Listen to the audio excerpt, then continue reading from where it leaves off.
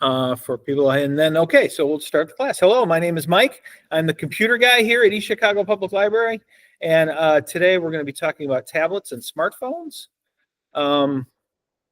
We do these classes twice a year here at the library. We have 12 classes we do, and I do them in the spring, summer at our other location on Chicago Avenue on Monday evenings.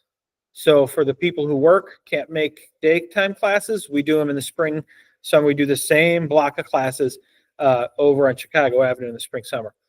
In the fall, we do them in the afternoon when it's starting to get darker and colder. We do them here in the afternoons every Friday afternoon from 1 to 3, starting about now all the way through until Christmas. The way the classes are laid out is we start with about half the classes are hands-on with computers and half of them are lecture only. The internet classes, I do lecture only because a lot of what we're doing online,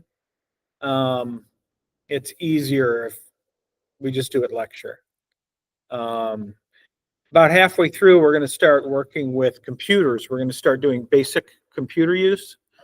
And that's going to be hands-on. We're all going to get our own laptops. We have laptops here, and they're all configured to be all the same. So you don't have to bring in your own stuff. We'll give you a laptop, and then we go through a 3-part basic computer course, just basics of how to use a desktop computer or a laptop. And then after that, we do some hands-on classes for word processing. We do a beginning and advanced word processing using like Microsoft Word or Google Docs to use your computer to type letters.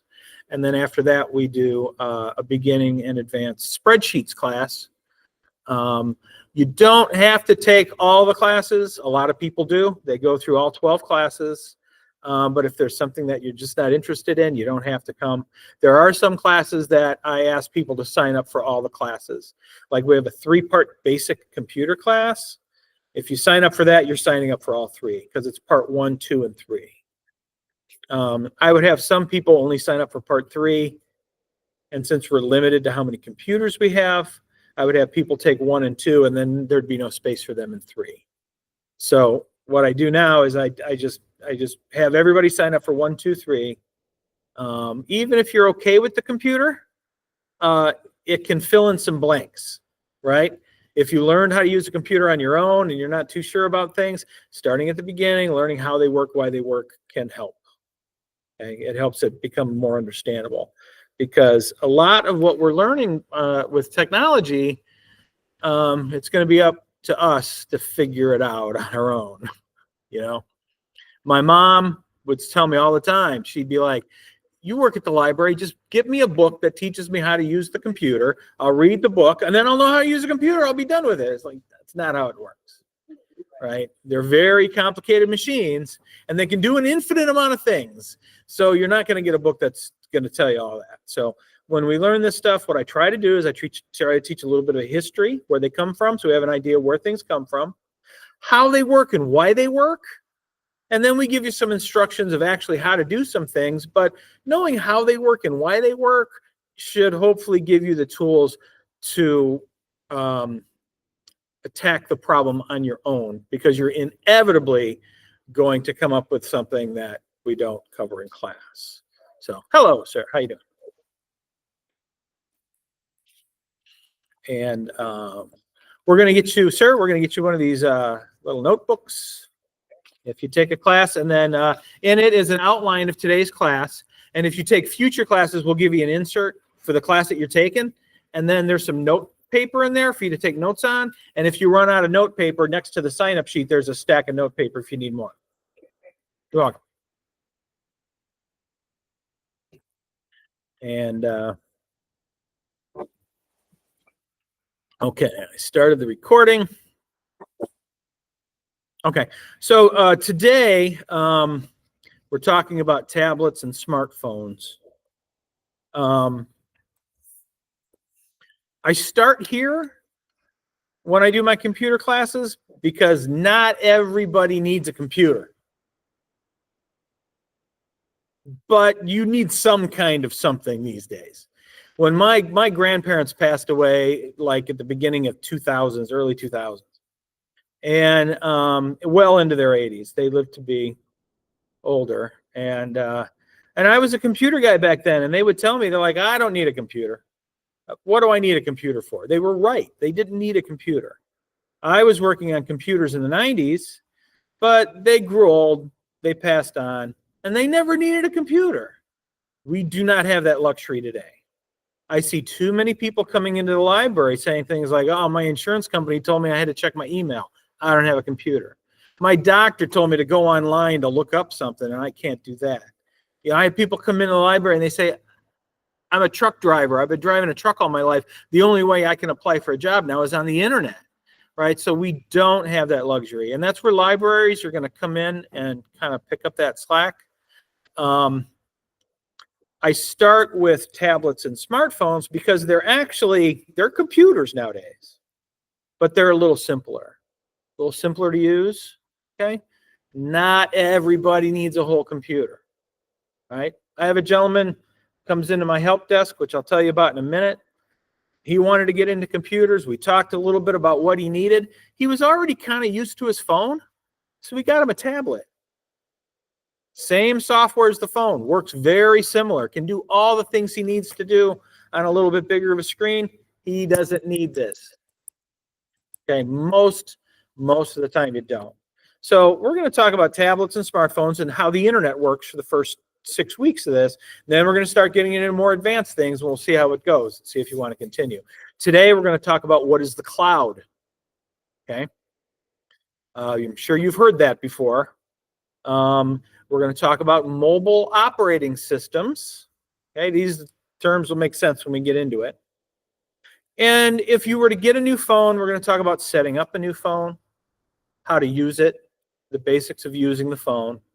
The notifications that you get on your phone and the settings, how to get used to that.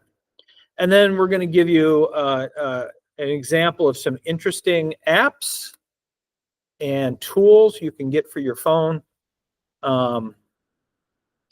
that are actually quite useful. So we're not going to cover everything that some people want to learn in these classes. So we have twice a week, we have what's called a community help desk. It's one-on-one help with anything that you need help with technology related. Okay, so sometimes people get a new phone, they don't know how to set it up, they come into the help desk. Sometimes your laptop messes up, doesn't turn on, something's broke, bring that in too.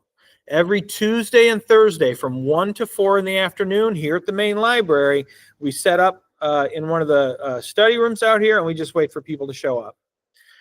If there's people ahead of you, you might have to wait for a little bit. And if there are people waiting, I limit your time to like 20, 30 minutes. We get a lot done during that time. If nobody else is waiting, you can spend the whole 3 hours if you want to or need to. That's fine.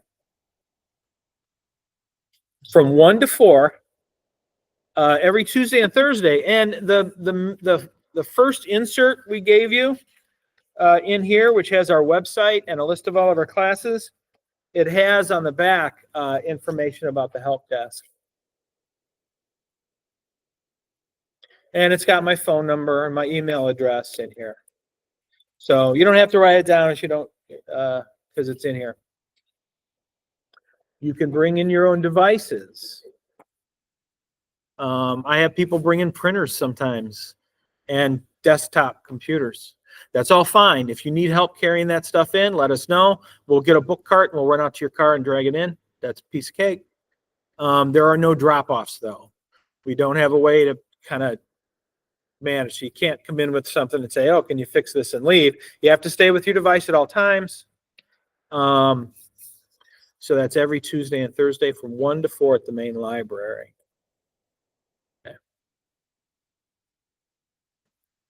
Okay. So basically, these smartphones are just computers, but they're touch-based and cloud-based devices. That is what really makes this different than the other technology we had, okay? Also, the reason I call this tablets and smartphones is because a tablet PC, you know, like what you see Bill Gates holding there, is just a bigger version of this. Is all it is. It's the same software. It works the same way. Yes. Thank you, Maida. That's awesome. Thank you very much. Okay. Before you leave here today, we have these cool, fancy East Chicago Public Library pens that we needed to put in your little thing that did make it in there. Come and see me. Or come and see Sam. Sam will hand these out. That's Sam.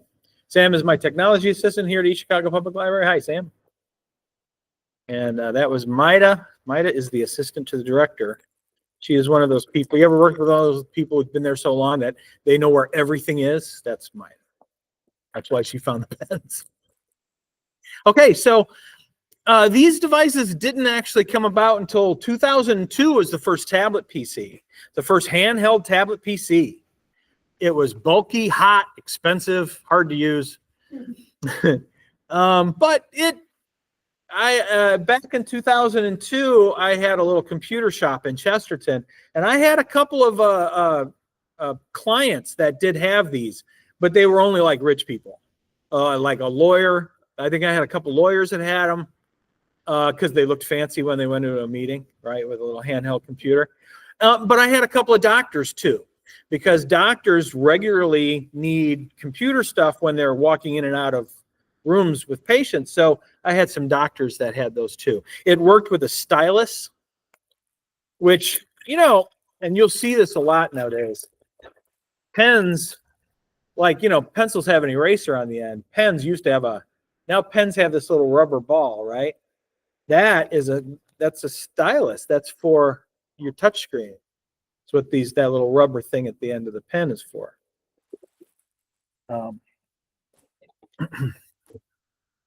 And that tablet PC did. It came a little pen, and it ran Microsoft Windows, is what it did. So it had a start button. Instead of using a mouse, you used the pen for it. It worked okay, but, you know, these computers get hot, right? Computers build up a lot of heat. So the thing had fans in it, and it would buzz. It exhaust heat all the time. So it was kind of a pain. And it wasn't until 2007 that Steve Jobs here that they released the iPhone. Android, Google's version of the iPhone, was quick to follow. And what that did is it made the computer a touch screen device. So it made it a gesture-based touch screen device. So I could just use my fingers to swipe up and down, left and right, pinch to zoom. Okay. And that's when it got really a lot easier to use. It's a lot more intuitive than using a stylus. Okay. Apple was the first to market, but Android, which is Google's version of the software that comes on these devices, was soon to follow.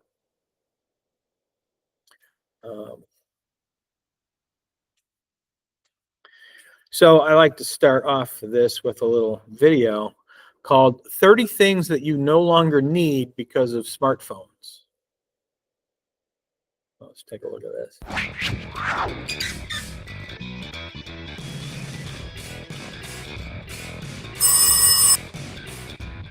A lot of people still have landlines.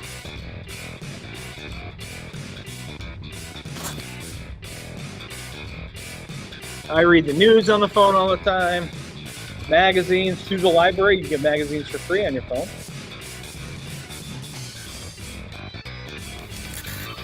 Cameras, yes. Notepad, oh my goodness, I use my notepad all the time.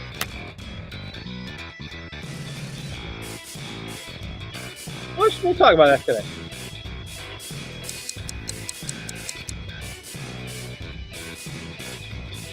Calculator watch.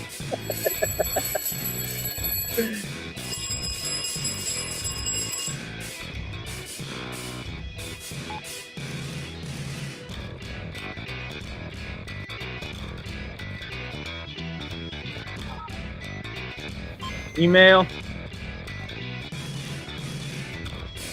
The maps really are amazing. They work amazingly well. The GPS and directions.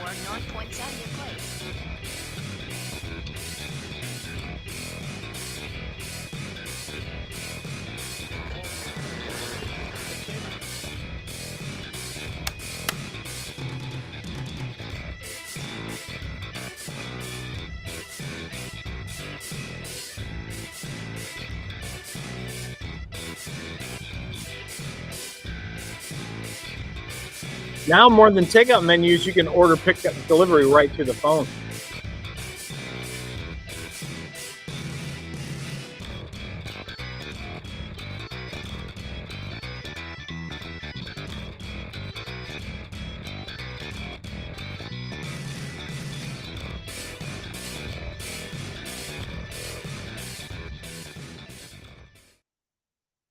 All right.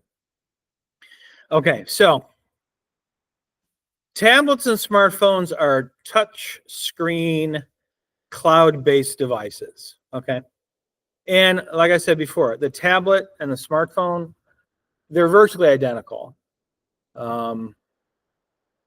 These became so easy to carry in your pocket and so useful to look up things on the internet, to get directions, to watch movies, to listen to music, all those things in that video, that people started to think, you know, I wish this had a larger screen. So all a tablet computer is this phone with a bigger screen, is all it is. And so much of what we do today is on the internet or on the cloud, which we're about to learn about what the cloud is and how it works, that having one of these a little bit larger is quite handy. I mean, we watch TV with these sitting in close to us. I cook in the kitchen with this close to me. I look at recipes. I use the timer on my phone instead of the oven. Because the nice thing is if I put the timer on my phone, if I walk into the backyard, you know, and I'm grilling something, well, my phone tells me when the oven is done. The oven could be inside beeping, and I have no idea because I'm in the backyard by the grill. So this is really a handy device. Okay.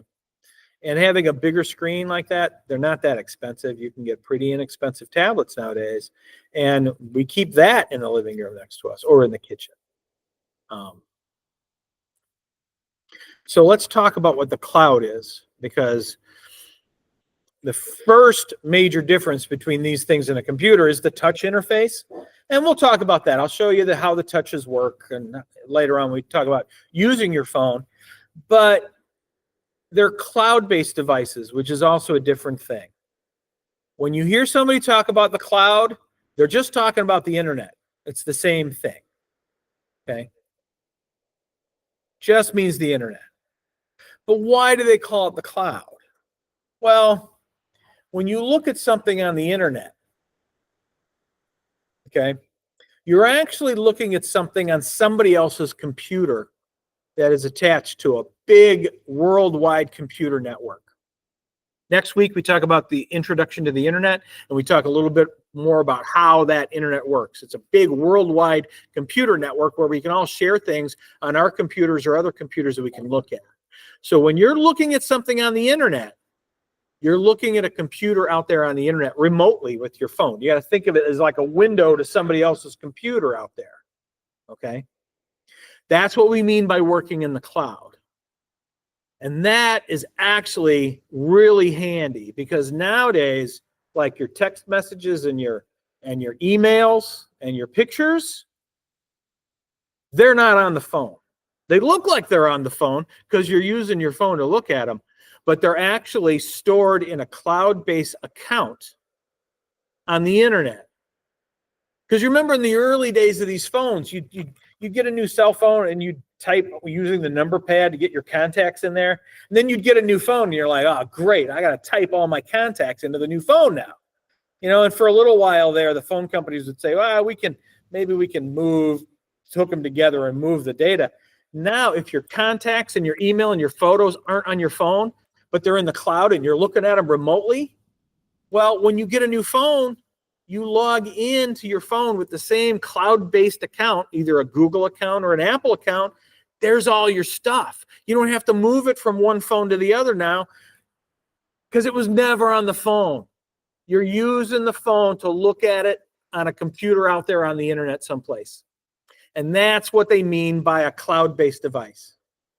That's why when you get these devices, they say, well, you got to have a Google account. You have to have a Gmail address.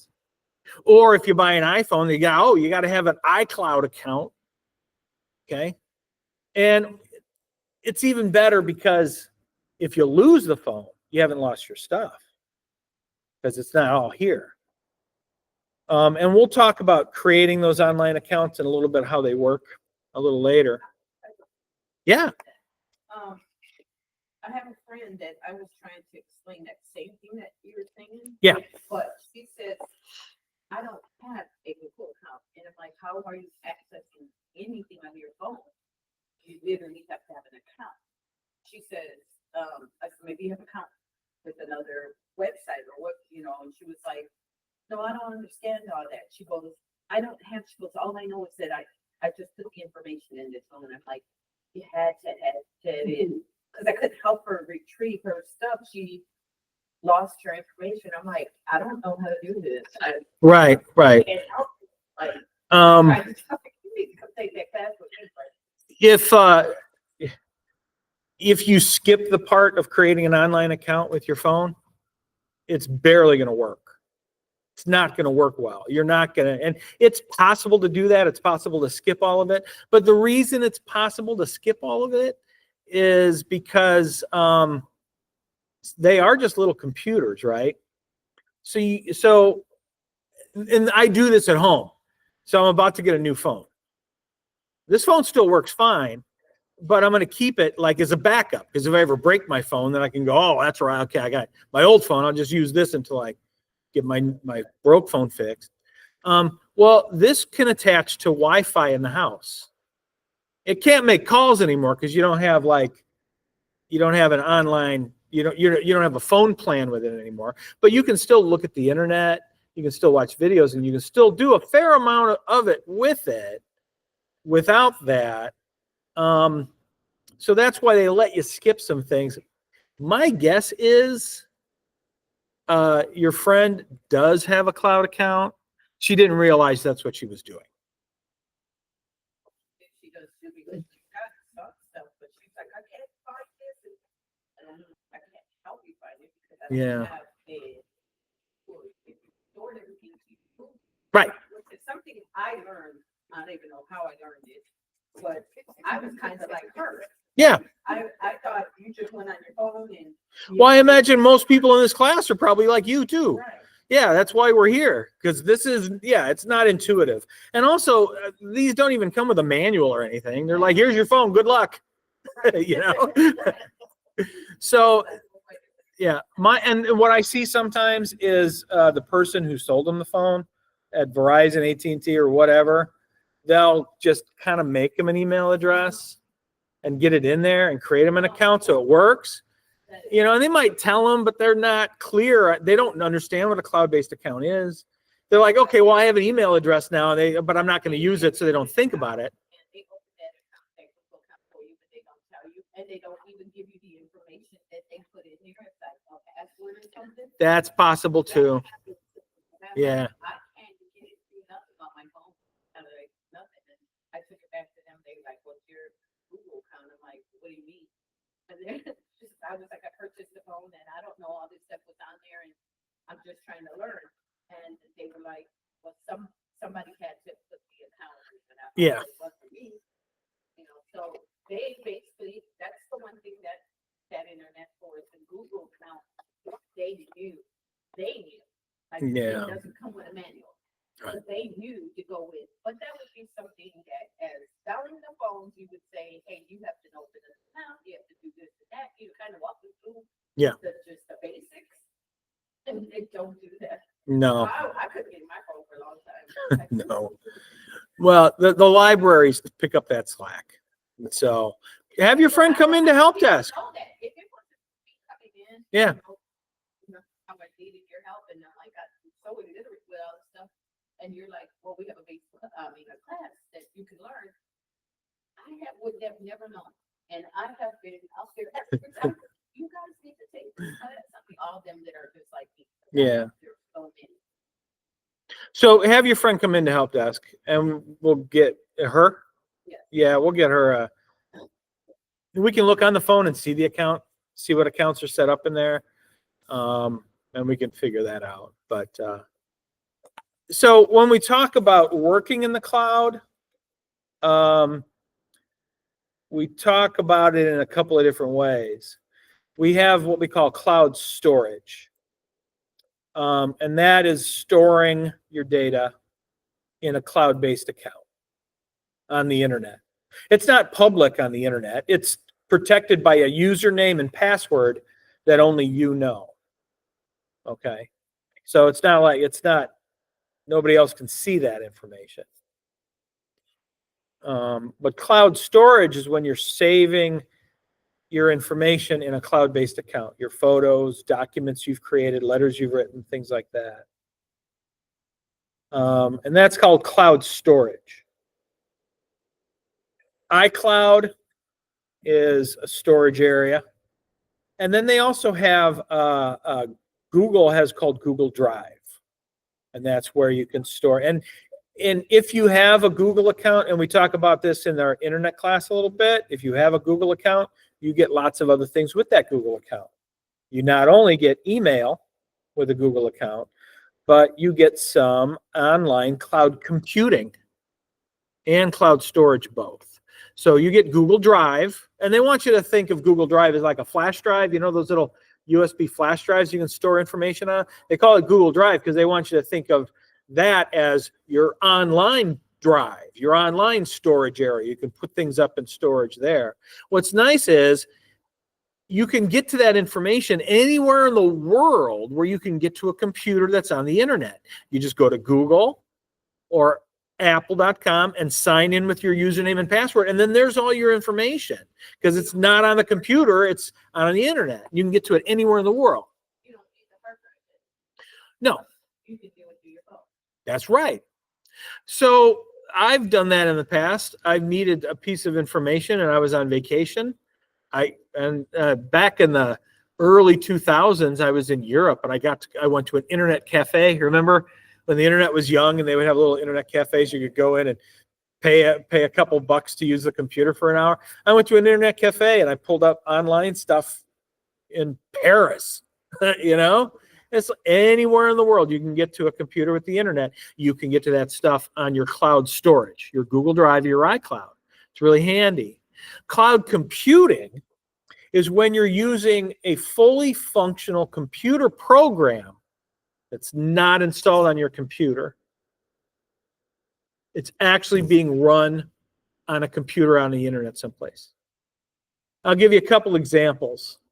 In the early days of these desktop computers, they came with a little solitaire software program. If you wanted to play solitaire, you could just run the solitaire program that was installed on our desktop computer. Nowadays, you can play solitaire on a web page. It's a fully functional computer program playing solitaire, but it's not installed on your computer. Since it's on a web page, it's actually on a computer out on the internet that you're playing the solitaire. You're just viewing it on your computer. Okay. Cloud computing, also, people used to use a local program for their email, and now we use cloud-based, fully functional computer programs for our email. Like in the early days, we would have Outlook or Outlook Express or AOL for our email, and we would have to tell somebody in the house, hey, get off the phone. I need to check my email, right? They'd hang up the phone and we could connect to the internet with the phone line.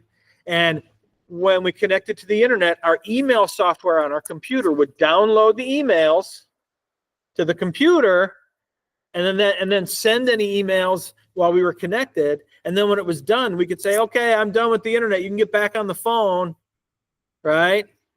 And then we could read our emails on our computer. That was email software, fully functional, installed on your computer. Nowadays, we go right to a website for our emails. We go to google.com to use our Gmail, or Yahoo for Yahoo Mail, you know, or outlook.com or hotmail.com for these online. So that is a fully functional computer program being run on a website. So it's not even on your computer. That's what cloud computing is. Using a computer program out on the internet someplace. If it's confusing, don't worry. We talk a lot about cloud in these first few classes. Introduction to the internet and how a browser works is going to get us a little bit more used to, because you see stuff on your phone, you think it's on the phone. It's not. That takes some getting used to. Okay.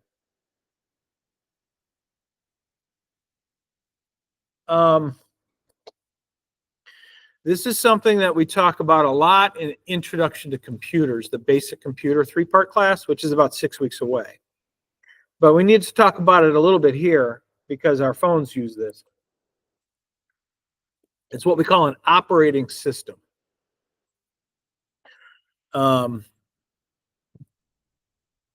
These computers run software, which is just lists of instructions that it can carry out. Everything that your phone or computer does is a list of software instructions. But an operating system is the software that comes shipped with the device to make it easy to use. Okay. In the early days of computers, they didn't have an operating system. My first computer I got as a kid, like 1982. I was 12 years old. When I hooked it up to my TV and turned it on, it was just a blank screen. It said ready, blank, did nothing at all. I'm like, Dad, what does it do? And he's like, it's a computer. It doesn't do anything. If you want it to do something, you have to program it to do something. Early computers did not have an operating system. They did nothing at all. We have computers today with no operating systems, a calculator. You turn on a calculator, it does nothing at all. Just waits for you to program it. 5 times 3 is a small computer program. The equal sign is saying run that computer program. So a calculator is a computer with no operating system. But nowadays, when we buy a phone, it comes with all this fancy software to make it easy for us to use. That's what we call an operating system. Okay. An operating system can contain many apps or applications. They were originally called applications. When the phones came out, they started calling them apps, just short. An application is also software, but it's software that helps you complete a very specific task, like typing a letter. You have an app or an application on your computer, maybe called Microsoft Word. That's an application that allows you to type a letter to complete a very specific task. Playing a game.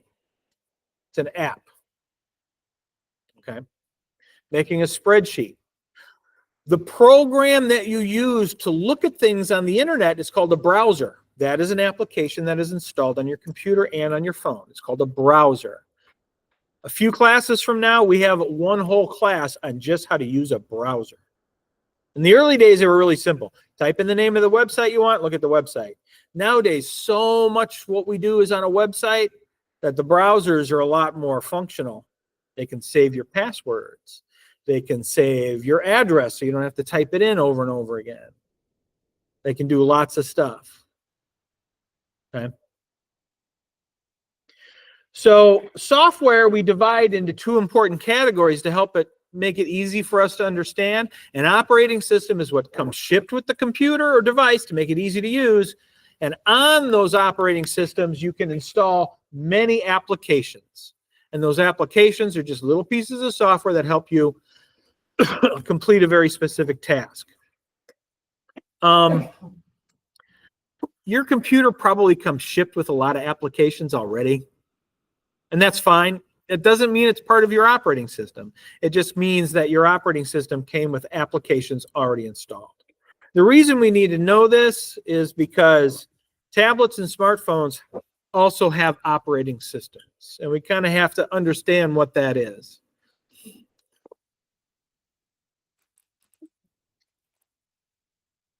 If you have an Apple iPhone, your operating system is called an iOS. You know, Apple likes to put the letter I in front of all their stuff. iPad, iPod. iOS is I operating system, is what that is. That's the software that comes shipped with your Apple device to make it easy to use. If you want to use the iOS, Apple's operating system, you have to buy an iPad or an iPhone. It doesn't come on any other device except for the piece of hardware that Apple makes and sells. When Google came out with their operating system for phones, they called it Android. Okay. The difference between Android, the Apple operating system, and the Google operating system is any device manufacturer can install the Android operating system on their phone. So if you want iOS, you got to go buy a phone from Apple. If you want an Android operating system, you can buy it from Samsung, from Motorola, from AT&T, from Metro, lots of different ones. Right. And as a matter of fact, when Android came out, when Google put out Android, they let anybody use it for free. They don't even charge money for them to use it.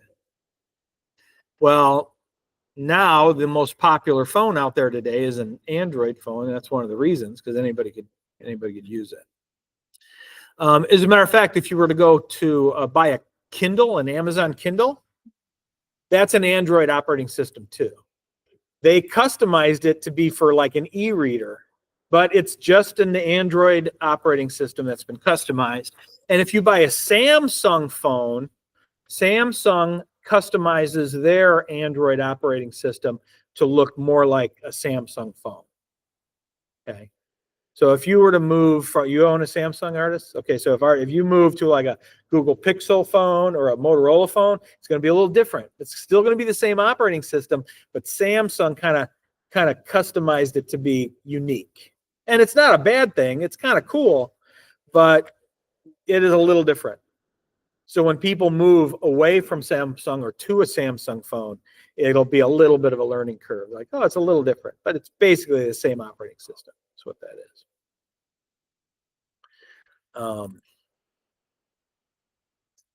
Why does Apple do that? Apple said, well, they didn't want any other hardware manufacturers installing their software, because what if they were junk? It would reflect badly on Apple, which makes sense, right? Apple wants to have an experience for the end user that is pretty flawless. But it also inflates prices because you can only buy it from Apple. So that kind of restricts the competition for the iPhone. They also do some things that I find kind of petty to make money. Like, you can use these devices to video phone people, video chat, right? Well, Apple has their own video chat software called FaceTime. But you have to own a hardware Apple device on the other side to FaceTime to somebody. Apple to Apple. Why? I mean, it doesn't make sense because you can get a different video phone software that can talk to any device, Apple or not. It doesn't matter, right? But, FaceTime's got to be another app. So it's kind of a way to try and keep people in the Apple. So if anybody has kids and they go to school and one of their friends has an iPhone and they say, hey, FaceTime me. Well, then the kid's coming home going, I need an iPhone. And you're like, well, that's like $1,100. Can't you just use another piece of software that does the same thing? Yes, they could, but. Well, I was going to ask that. Yeah. With the iPhone, kids all have the iPhone. I have the Android, right? Yeah. So it's like, well, Graham, we can't iPhone you because Apple can't check. If you because you don't have an iPhone, I'm like, I can check. And you guys answer, you have an iPhone and I have an Android. It's just because they're using the piece of software called FaceTime. If they used a different app on their phone, they could call you just fine. But if they want to use FaceTime, the one that comes with the iPhone, you have to have an Apple phone to receive that video chat. So you can just tell them, well, just download Google Meet, and then you can talk. But see, that's one of the problems with iPhone is they kind of restrict some of that software, in my opinion, unnecessarily so, just to try and keep more people in that Apple ecosystem. They're nice devices. I'm not ragging on Apple. But the prices are a little inflated, and it's like designer jeans is the example I use. And there's nothing wrong with that. Some people like designer jeans. Hey, life is short. If you want designer jeans, get yourself designer jeans, right? But that's where we are with Apple. They're a little fancier, and they're kind of they have a status symbol, and the kids especially. They'll come home from school and they're like, "Oh, I need an iPhone." Yeah. But they don't need them. The Android can do everything the Apple can do. Yeah. For less money, but not necessarily less money, because like Google is now manufacturing their own phones. They're very nice, but they're up there price wise with the Apple phones. Yeah. A lot of times you can get those at a really, really big discount if you agree to stay with the same carrier for a couple of years, like Verizon and AT&T. They'll give you like a free phone if you just say, I'll stay with you for 2 years or 3 years or something like that, pay the monthly bill. So if you need help shopping or you need to get into a new phone, come and see us at the help desk. We help people shop and look for new stuff all the time. Okay, so both of these mobile operating systems, iOS and the Google Android phones, require an online account. When you bring home this phone, it'll say, do you have a Google account if it's an Android phone? And if you don't, it's going to make you sign up for one. Okay. This is a mistake that some people make. Their phone gets old and they go buy a new phone and they think they need a different account. That defeats the purpose. Once you have an online Google account, you're going to use that Google account for every phone in the future. The other thing is, don't change your phone number. If you get a new phone, do your best to keep that same phone number. Because nowadays, and we'll talk about why, when you go and sign up for a Google account, this is what it looks like.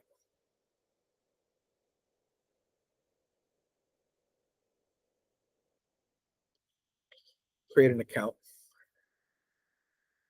Actually, it's going to be too hard to see, and I don't think the camera is going to pick this up. So let me just explain it to you. When you go to sign up for a new Google account, you have to put in your name, first name, last name. Doesn't even have to be your real first name and last name. That's the other thing. People think, wow, they're going to watch me? Are they going to be tracking my information? Yeah, they do use some of your information for advertising, for a lot of different things. And some of those things are really handy, okay? But they don't really know it's you, because they don't require you to confirm your first name and last name. I mean, you can sign up for an Apple account as Donald Trump. You know, they don't check. They don't know, right? It's just unique to you, your username and password, so you can get into that account again later. One of the things they ask you when you're setting up that account is they ask you for your phone number. They're never going to call you. That's not what that phone number is for. That phone number is a way to prove later, if you ever need to change your password, that it's you trying to change your password. It's a security thing. Okay. So when you sign up, be sure to put in your phone number for your mobile phone. After you do that, it's going to say, okay, we're going to send you a little text message really quick with a number, one-time use number, just to prove that that's really you holding the phone number. So you put that phone number in, and now when you signed up for that Google account or the Apple account, they have your phone number on file. So 6 months from now, when you forget your password and you say, I forgot my password, they say, okay, if it's really you, we're going to send you a text message to that phone number you gave us when you first signed up. And if you get the secret message that we send you in that text message, we'll let you change your password.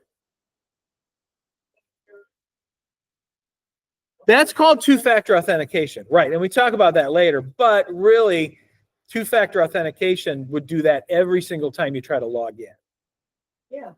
Right. This is just later when you're trying to change your password, or if you forget your password, then they use that phone number to make sure it's really you. So they use that if you're going to change your phone number, if you had to change your phone number. So you're going into your Google account, but you're going to change the phone number. So can you just go in and Change the phone number, right? So still be the same account. Right. So when you sign up for a new email address, that is your Google account. Your email address is your Google account. And I would recommend only having one Google account. It's easier. I can't think of any really good reasons to have a separate Google account. Maybe if you have a business email and a personal, that might be a good reason to have two. But otherwise, try and keep one. Yes, artist. Yeah. You're not the only one. I see it all the time. Yeah. You just sign up for a new account and it's a different name. Yeah. Sign up for different accounts and stuff. You use different emails. But I'm saying, You know, how do you? same thing, but different. And then, You change my the thing is email I want to address? get rid of it too. Yeah, you don't, the reason why. Yeah. You know that, so when something like that, it's a Google account, right, the new Google account. Then I made it to where I know the password. Easy for me, so I won't forget. Well, that happened to me at a job. The job made me change my email address, which changed my whole account. You came in to help us with that. So don't ever let a job tell you you have to change your email address. Because it messed up my whole account. Yeah. Don't do that. Don't do that. Yeah. Yeah. And I couldn't retrieve it because I got a new phone number. Exactly. That's why I said don't change your phone number. Right. But now I can't get back to that. Yeah. That's what happens. And that's so if you do have to change your phone number, you just have to remember if you gave that phone number to any online accounts, that is how they verify it's you if you forget your password. Right. And I see this a lot, and it's unfortunate because they don't want somebody else getting into your stuff. You don't want somebody else getting into your stuff. Yeah. That happened to me. But I went into Google, I went back into my Google account, said find my Google account. I actually went into the mic and said, find my old Google account. They had me to put in my email address, which I kept the same. See, that's where people mess up. They keep changing that email address and it takes them into so many different accounts. Right. So do your best to keep one email address and one phone number. And if you do have to change your phone number, here's something else I'll tell you about phone numbers real quick. One account, 3 different phones, because my phone had broke, had to get a new phone because it was out for so long, so I had to get a new phone number. Had to go back into my Google account and put in the new phone number so it would retrieve everything on my old account. Right. Good. That's what you have to do, So, get everything back. excuse me, miss, you don't have to answer this question if you don't want to. Why did you get a new phone number? Just because you wanted a new phone number? Or was there a reason? It was my other number. I was getting too many spam calls and all that stuff, so I just changed it. Okay. And that happens sometimes. It happens sometimes. Right. So before you go get a new number, come and see me at help desk and we'll talk it through. Because I have a friend recently who got a new number because she had some men that she didn't want it. So, right. That's why I said you didn't have to answer if you don't want to, because sometimes you're getting harassed by somebody else. And that's,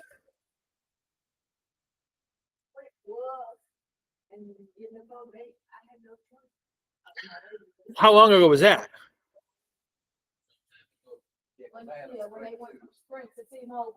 It's a law now. They have to let you, it's called number portability. So they can't make you. What I found out is, I guess it's about being in the military. Everything I do, if it's involving numbers, I note it down. Yeah. I put it in about 3 places, one on my phone, one in my laptop, and one in a book that I keep. So in case I forget, I can go back to the book or the phone and then call up that number. Because a lot of numbers, if you change your numbers and stuff, a lot of times it's hard to remember, especially with passwords. That's true, because we don't memorize phone numbers like we used to. I don't know. It has to save your number. Huh? It has to save your number with. Yeah. But it was a good thing I did it. Remember? But I was like, oh, I saved it. Yeah. And we found it, and that's what took us back into my account. Right. So rule of thumb, do your best. Keep the same email. And not just email, any online account. I have one friend that thinks Facebook needs a different account for every device. So now I'm friends with Mel. I'm 4 times on Facebook, and all of them get used, but one's his phone, one's his computer. It's like, no, man, you just need one. They all look at the same account, but and that's understandable. If you don't understand how the cloud works, that makes perfect sense. Why you'd think, oh, different phone, different account. That's not that odd. But do your best to keep your same number, keep your same email. For the friend of mine who changed her phone number because she was getting unwanted phone calls from people she knew, exes or whatever. I don't even know the details of it. You can get a phone number called a Google Voice number that's not tied to a device. What's nice about that is you can just go online. If you have a Google account, a Gmail account, you can go to voice.google.com. You give you a bunch of list of phone numbers to pick from. You can pick one of those phone numbers, and you can just tell that phone number, if anybody calls it, forward it to my real phone number. So you think of it like a burner phone number, right? So if you meet a guy or a girl or whoever, and you're not really sure, give them the burner number, because if that backfires spectacularly, you can just lose the burner number and you still have your old original phone number. And now we help people with that in help desk all the time. Yes, miss. I'm sorry. Hold on 1 second. I can't hear you. Yeah.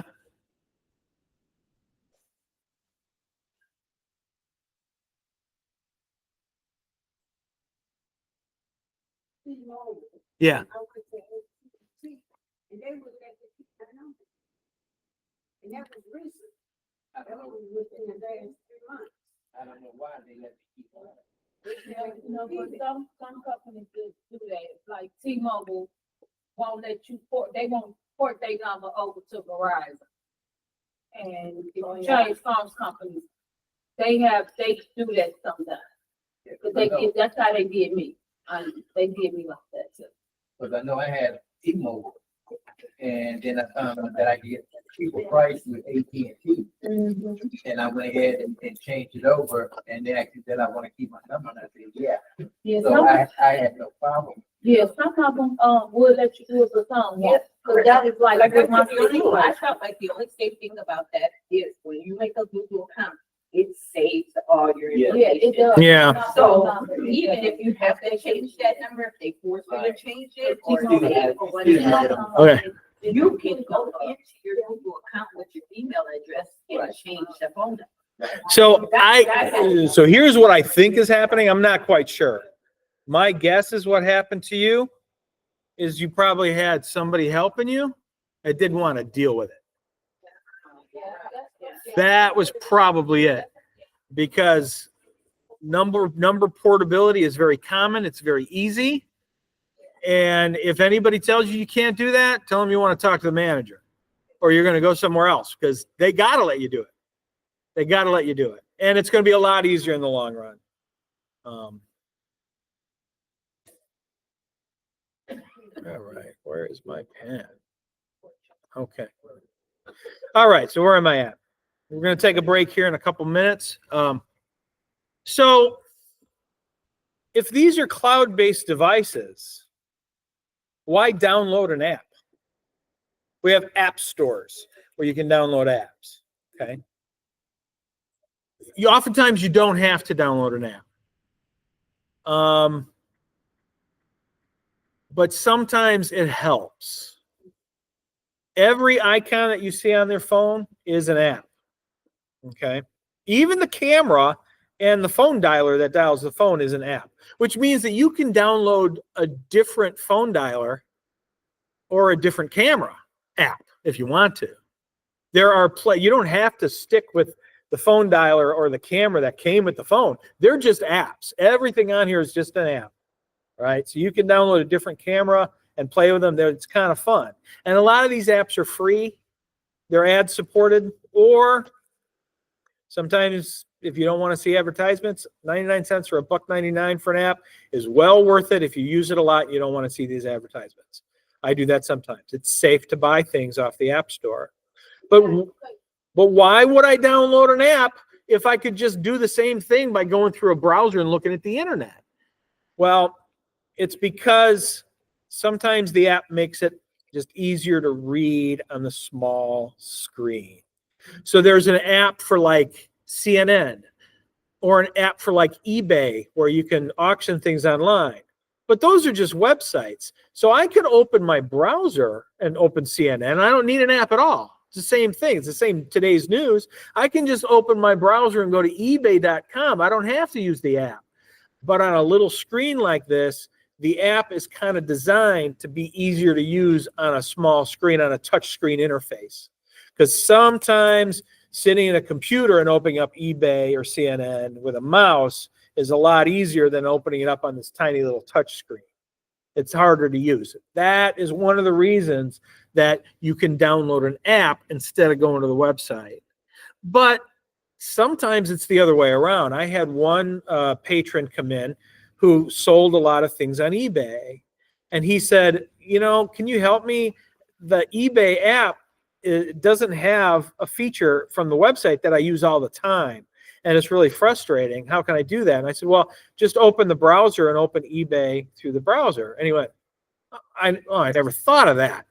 I don't have to use the app. I can just go right to ebay.com in my browser. And it's the same thing. He logged in the same way, but the website that he traditionally gets on the computer that he opened on his phone had that button that the app didn't have. So sometimes the app is better, but not always. You can always go back and forth between just going to a website and going to the app. And if you don't understand that completely, that's okay. When we get into introduction to the internet and how a browser works, that'll make more sense. Yeah, Artis. Maybe step them away from that, but it's still some of that. I have a big TV similar to that, a little bit smaller. And it's a smart, whatever TV. Yeah, smart TV. It's internet. It's not cable. I have TV. Right. I have the different applications and stuff like that I have, everything like that. And so what I was wondering, and I was going to do, but I hadn't done it. On the screen, when the applications come up, when you turn it on, okay, and I drop it down, and my main one is Sling. I use Sling. And behind that, there's a little icon of a pad and pencil. Okay, and then on the download, there's a garbage can, and say I guess I can trash all that stuff up there. Yeah, okay. So So you're using an operating system on a television set is what you're Right. doing, right? Right. And my thing is what I was thinking about trashing that, but I was worried, would I be able to get more apps and stuff on it? So my guess is it's probably an Android operating system running on a TV. Yeah. So yeah, and mine is the same way. I have a smart TV because, geez, what? We got a 50-inch smart TV for $250. They're so cheap nowadays. Yeah, and it was an Android operating system, and I could go to an app store and I could install apps and remove apps. Right. So yeah, it's probably, but come into the help desk and we can look up your model of TV and see what's actually going on. Okay. We might even be able to play with it online, see what it looks like. Yeah. Yeah, You because know, I you can. can set it all Yeah. up. Yeah, Like that, off your phone. Yeah, I can, because like if I go, what is it?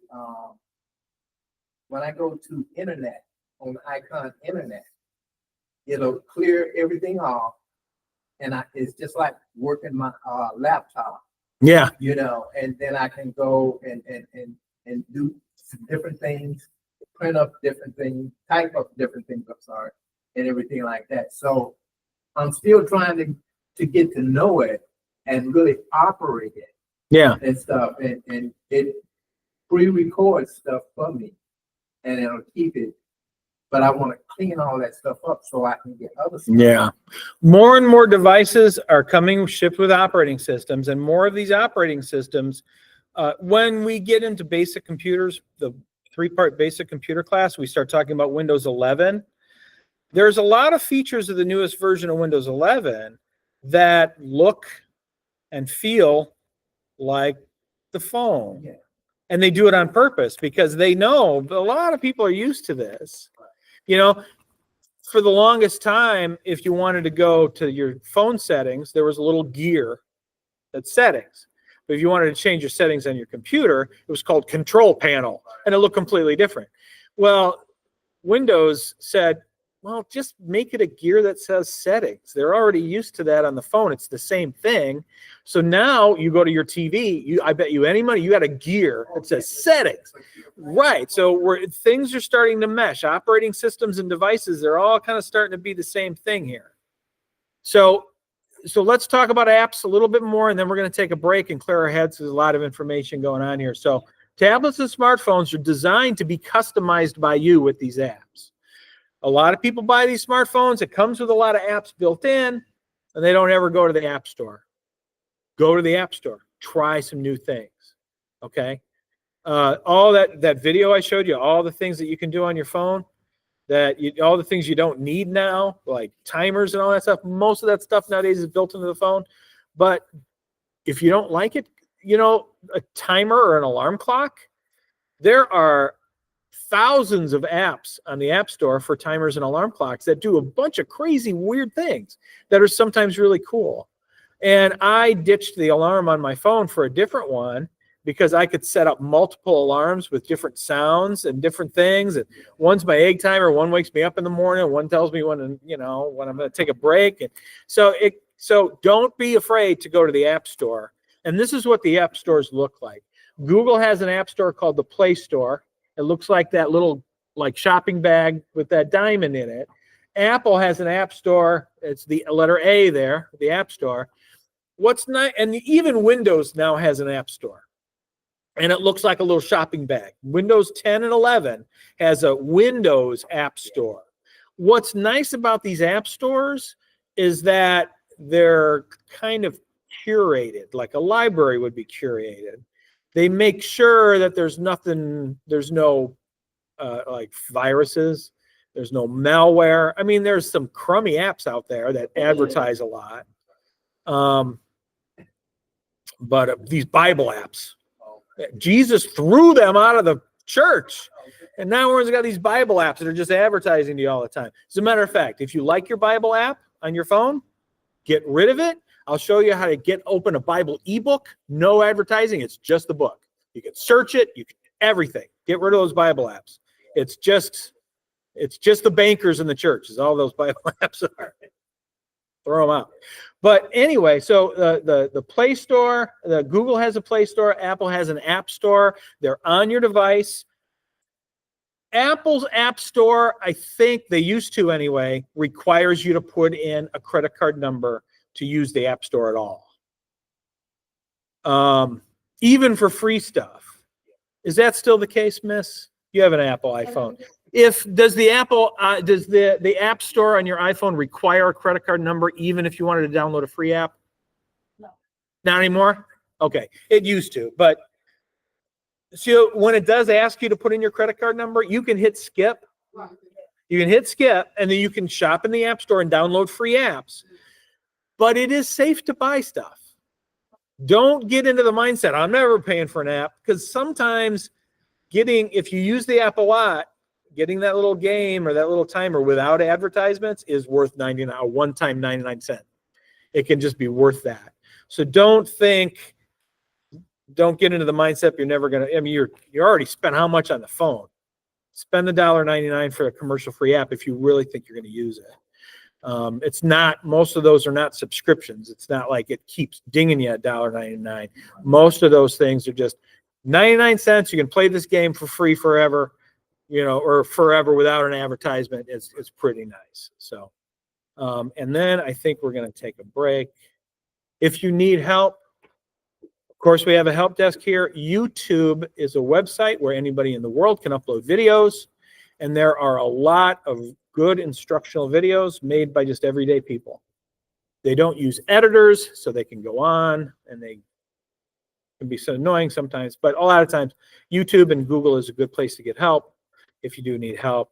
But let's take a break, clear our head, have a pop, some water, some coffee, whatever, and we'll come back here in it's about 10 minutes. It's 2:15. We'll come back here at 2:25. Just clear our head a little bit.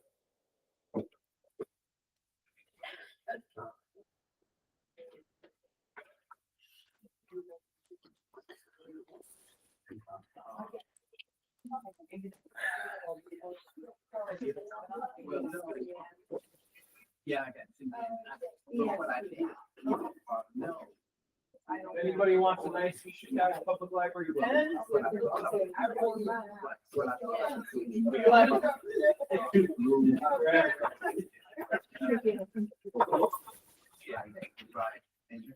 Anybody else? They got back here next to paper. And so, well, none of that got, I brought one, and then the other one went out, so I have two, I have 55. Yeah, so I'm trying to get rid of the fourth. Because it's 5 inch, I have, but I changed over to 2 inches of the voice. That tells you. Tell you you're now changing over or tell you every app that you go to. And I've been trying to go into the systems, the mechanics, to remove the voice off from the TV. Oh, yeah, that was strawberry. Yeah, it's somewhere in the settings. I've been trying to go through there and find out exactly where. And it's something, this TV seems like it's more complicated than my laptop. Some of those have things by them, they pick it up and pay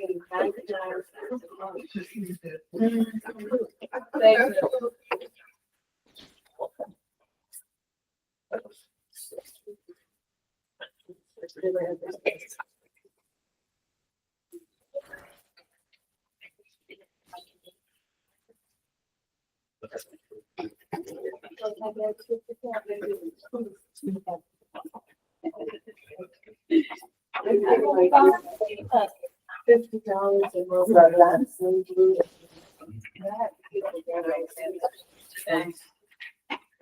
But next time, here. Well, yeah, I got rid of cable. Cable was And then, $500 a month, and I said, wait a minute, something is wrong here. It won't be no more. And I drove south and they said, we got rid of cable, we don't have cable, we have high speed. next year. And I asked them how He much ain't was come it back. for We the got to internet. find out all the Wherever Or they probably I know tell us up that here they're it's the because Midwest is a lot more than South.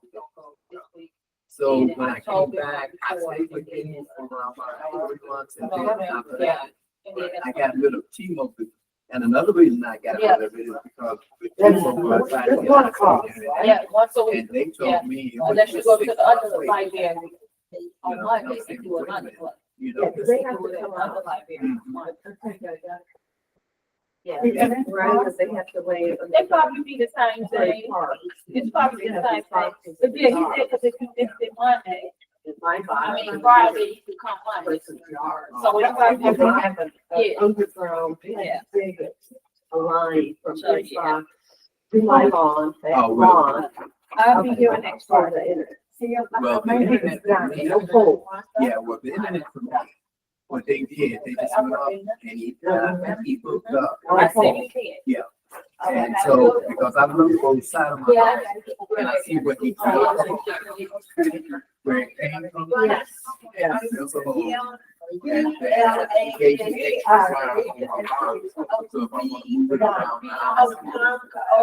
So what I'm gonna do So all the poles that is, yeah, that was inside the house, it, you know, it used I literally cut it Well, I removed the one that's in my house, going from the wall to the TV.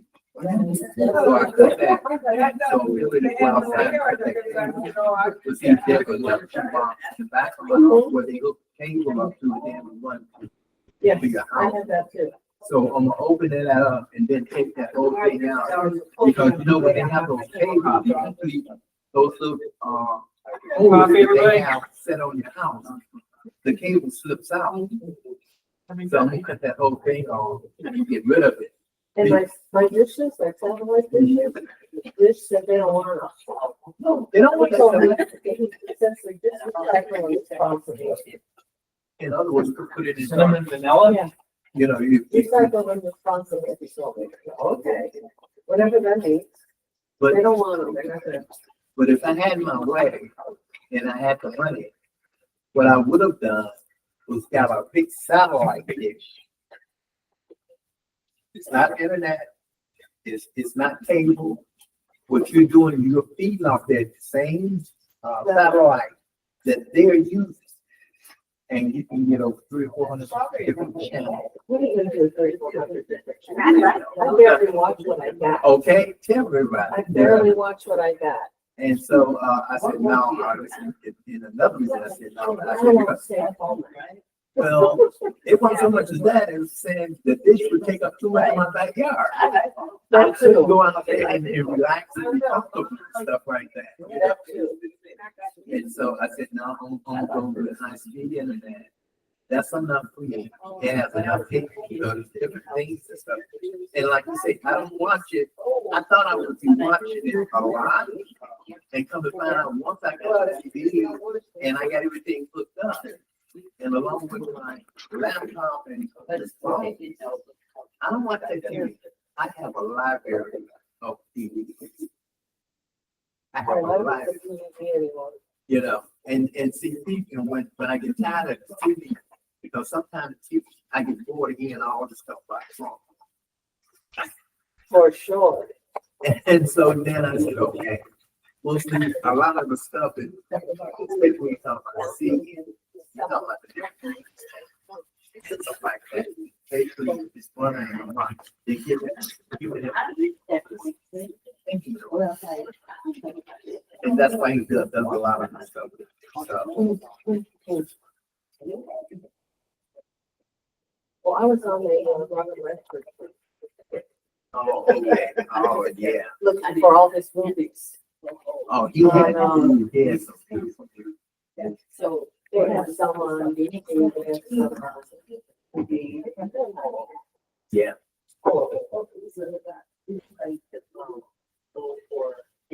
Some streaming channels.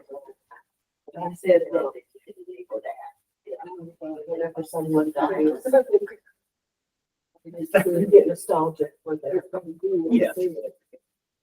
Especially if they're actors and stuff like that, you want to, you know, you want to hold on to them. But I guess I'm an oldie person. I love a lot of Cary Grant movies, old movies.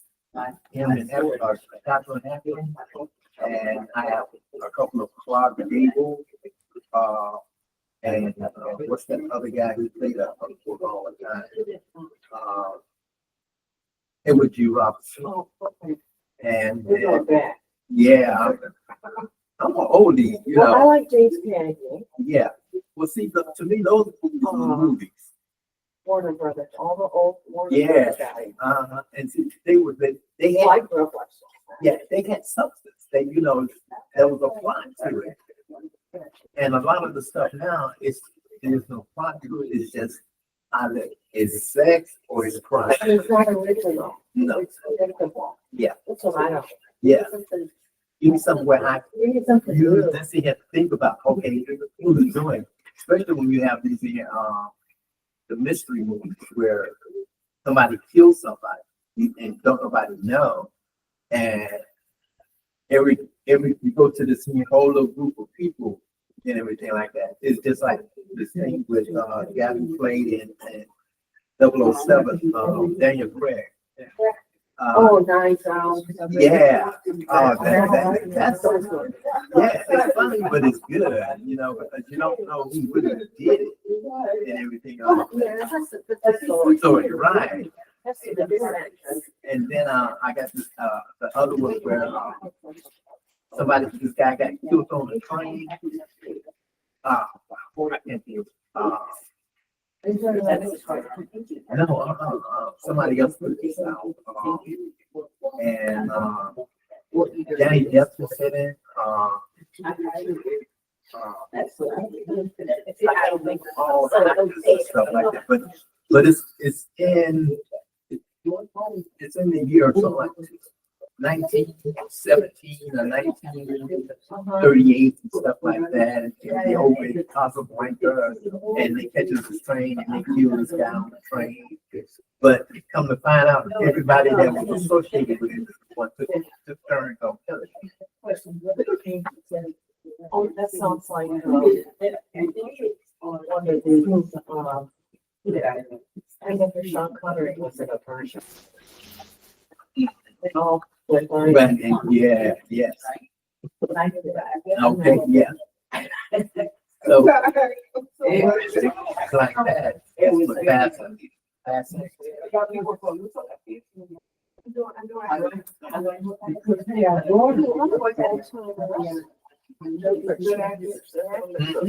It was very good acting, you know.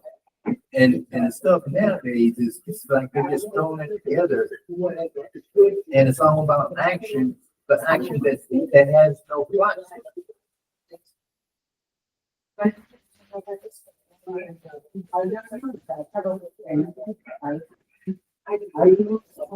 lot of those movies, the characters are built up, I don't get it.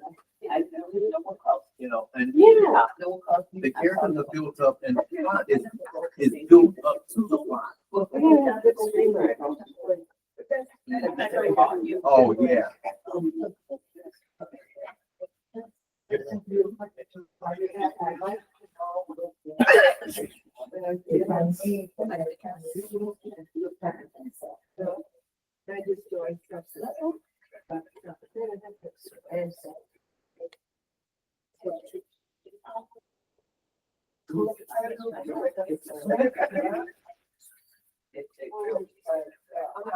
I used to go to the show a lot. Once COVID hit, you could know. But you know, a lot of people, I don't they know. closed down. I But feel like plus they were never able to recruit no, after COVID because I used to go to show a lot. I used to like to go to show. But now But it's you know, I wish I didn't have that. well, that's what a lot. Yeah, that's what a lot of people do. It's safer. It's better. You can sit up, relax, eat what you want to. And a lot of these theaters, it's so expensive now.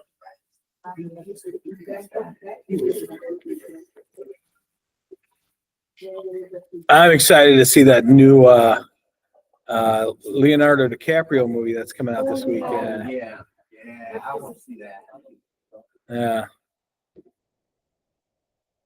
I just went and saw, we don't go to the theater as much as we used to, but the last couple of times we went, that Portage Theater, I'm right by that one. That's a really nice theater, that Imagine. No, I used to go to the theater a lot, and then that was before COVID. And then once COVID hit, after it was over with, a lot of those theaters and stuff like that went out of business because they could not come back because of the fact that during that period, they weren't able to show. Yeah. Like that. And so a lot of them closed up. Imagine, that's when they remodeled. Yeah. They gutted it and they remodeled the inside of that during COVID. So, That was it. You know, they had another one. do whatever you like. No, that's fine. Yeah, that's fine. Yeah. My back hurts too if I sit down too much. The disc in my back. Oh, Yeah, but it They feels have wrong. another one, Yeah. Knives Out. Yeah, yeah. my mom had disc surgery like that. I fixed it, but I later saw a video of how they do it. it's like a hammer. It was like, oh my goodness. You know, so. No, I don't remember a saw there, but yeah. Oh dear. You're from where? Boston. You're from Boston? Oh wow. Philadelphia. No, it was it's a long time ago. They had like a channel on our cable that was surgeries or something. They do. Everything is on YouTube. Yeah. All you gotta do is say how would they do with And- that. Think about it. A lot of On people in YouTube, and it'll show you exactly what they're gonna out in- You didn't hear a lot about their lives. do. That's right. Like, Yeah. You know, they kept. Okay. I'm not as smart as they think. All right. We're gonna get going. We're gonna get started again. So we're gonna run out of time. We started 10 minutes late, so if it's okay, we'll probably go 10 minutes over. Okay. So, and some of this we already talked about, like setting up a new phone. Since these devices are cloud-based devices, they're going to require a cloud-based account. And I already talked to you about the phone numbers. Give them your phone number. It's only for added security. Now, she brought up two-factor authentication. You can do that if you want to. And what two-factor authentication is if you log into your email or any other account, you know, like a bank account or a credit card account, if you tell them you want two-factor authentication, they're going to send you a secret code number to your phone every time you log in. What's nice about that is no one's going to hack into your stuff, because if they don't have your phone number, they don't have that code. And those numbers that they give you are one-time use.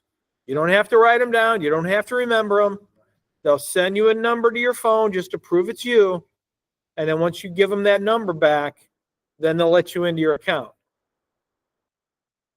Don't ever give anybody else that number, because we have a class, I think it's in about 4 weeks, called Safety and Security on the Internet. And we just do 2 hours on how to keep yourself safe on the internet, what is safe to do, what's not safe to do, just to give you an idea. Because, you know, I have a lot of people who say, oh, I don't shop online, I don't bank online because I'm nervous. And that's understandable. But it's safe, and you're missing out on a lot of conveniences if you don't do that. It's very, very handy. So having a good understanding of what's safe and what's not, hopefully that's what we achieve in that class. So these temporary security codes can keep somebody from getting in to your account, but don't ever fall for somebody trying to say, oh, somebody you don't know on the phone asking for one of those numbers. If your bank ever texts you a security code, a one-time use security code, it'll almost always say on the text, nobody from the bank will ever ask you for this code. It's online only. Okay. Even I have a friend who who got her email hacked into. She was selling something on Facebook Marketplace. Facebook Marketplace is where you can post something you want to sell and people in the area can come and buy it. That's typically safe to do. But somebody texted her on Facebook Marketplace and said, oh, I'm interested in that dresser that you have. And my mom said, oh, well, okay, well, it's still for sale. And that person on Facebook Marketplace said, well, I'm going to send you a quick code real quick just to prove that I'm talking to that I'm talking to a real person. Kind of weird, right? What that person did, because my friend was using her email address, that person took the email address, the Gmail address, put it in Gmail, and said, I forgot my password. And then right after that person told my friend, oh, I'm going to send you a security code, Google sent the security code. And my friend gave that security code to that person. who changed her email password and got into her account. We were able to get it back because we went back in to Google. That person called me right away. And I said, go back into Google. Tell them you forgot your password. They sent her another code to her phone. She changed it back. So she did the same thing and got it right back.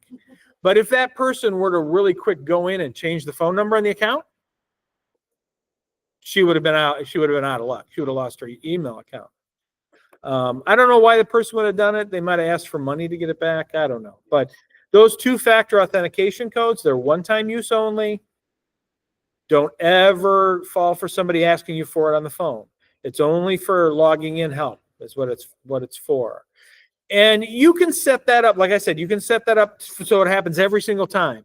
If you want your bank to always text you every single time you try to log in with a secret number to prove it's you, there's nothing wrong with that. But just remember, if you lose that phone, you're not logging in. Because that phone was how it got you in. But I know my bank, or my credit union, I do a voice authentication. Oh, that's interesting. So, I enrolled in it. I didn't know what I was enrolling in, but they actually said I want to do it. I said, yeah. And so they gave me some words to say, and I said those words. And so, plus they have my number. And whenever I call, I do more banking now with them on phone than I do, it's much easier because, Navy Federal Credit Union is not everywhere. It's on the bases and stuff like that. Yeah. And so when I called, they said, okay, I see by my number that I'm enrolled in voice verification. And then they go ahead and say what they say, and I repeat that. And they said, okay, then they give me a spreadsheet of my different accounts and ask me what do I want. And then I go through the menu, Yeah. whatever it is. Yeah, that's called biometrics. Yeah, and I think Yeah. I like that pretty well because it's not always everybody can really, well, without, it's no telling, because they can duplicate a lot of different things and stuff like that. But AI? yeah, AI. And so, but normal people can't really duplicate your voice. Yeah. People can't. So we'll see. Biometrics, a lot of companies are going to that because it's unique to us. We have thumbprints on our phone, Right. I Um, like that, but I locked myself out one time. did you Yeah, I had, my thumb. burn your thumb? Yeah. When I did some work or something like that, and my thumb, my print on my thing got messed up with one of the, whatever it was, or something got into that groove and everything like that. Yeah. I put my thumb up there, it wouldn't do it. Yeah. Well, the backup is it'll make you put in your password or your PIN. Right. So what's nice is the biometrics, which uses your fingerprint, your voice, sometimes your face. Right, We see in sci-fi movies, we like the retinal scan. right. We haven't seen that. I haven't seen it in real life yet. But my library director, not this library director, at a different library in Chesterton, Phil Bogger, very great library director. He has passed away last year. He said, "Oh, I got facial recognition on my laptop. Now it'll recognize my face and log me into the computer just with my face." So I said, "Really?" So I went to the website, the library website, where his picture was on the website. And I printed out a color picture of his face. And I walked over to his computer and I put the picture in front of his computer and it logged him in. And he went, "Oh no, it's like all they need is my picture." I'm like, "Yeah, I don't know how secure that is." I had that on another one of my laptops. The problem with that to me is it scoped my face. It was good, but when I put glasses on it, Yeah. it changed the text, and it wouldn't let me in. I had to use my pen in order to get in. So anybody that's using that, I suggest you also put a PIN number just in case, because it will lock you Yeah. out. If Well, everything is not identical, Yeah. it will lock you out. We talk more about that in the safety and security class. We're going to get back into this, which is funny because I had a dog that wouldn't recognize me if I put on a hat. I put on a hat, the dog, whoa, whoa, whoa, whoa, barking. I take off the hat. Oh, it's you. Like, okay. Yeah. He was a good dog. Actually, he thought he was a good dog. And that's what counts. Okay. So, these phones, since they're cloud-based on-line devices, they also update themselves. And I know a lot of people who don't like updates. They're like, I don't want an update. It's working fine the way it is. Don't update. You should update. There's lots of reasons for it. One of the reasons is these updates oftentimes fix security problems, fix issues with the phone. That's what these updates do. But also, these updates can change things sometimes. But all of life is change. Okay? We are destined to update our stuff for the rest of our lives. It's our lot in life. We just need to get used to that. All right? But sometimes it does change things a little bit. If you just accept that change as it comes, it's going to be a little bit of change as you go. If you resist the change, you're eventually going to have to change. And then that change is going to be pretty drastic. So go ahead and just update your stuff now. Get used to it. Know we're here at the library to help you through it. One of the biggest changes we've seen recently is these 3 buttons. So here, I'll show you. I can find my mouse pointer. This is my mouse pointer. There it is. Oh, this can draw, which is pretty cool. Okay, so see, I'm not very good at drawing. Okay, so see those buttons there? Yeah.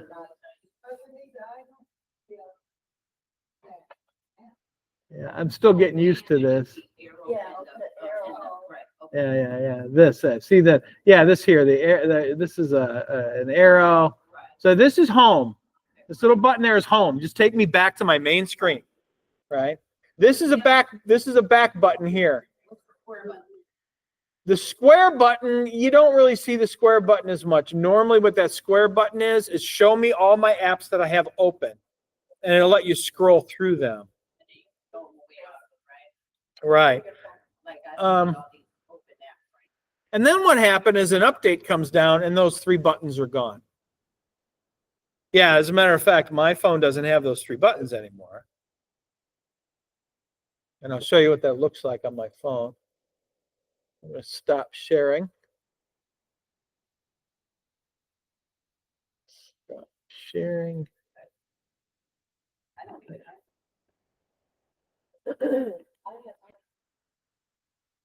Not presenting.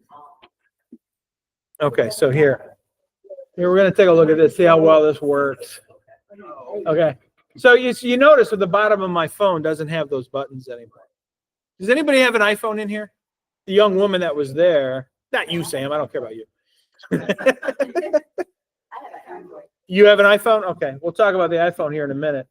So when those buttons went away, it went to a more gesture-based home. So if you swipe up from the bottom, it should take you home. So I'll open an app so you can see what that looks like.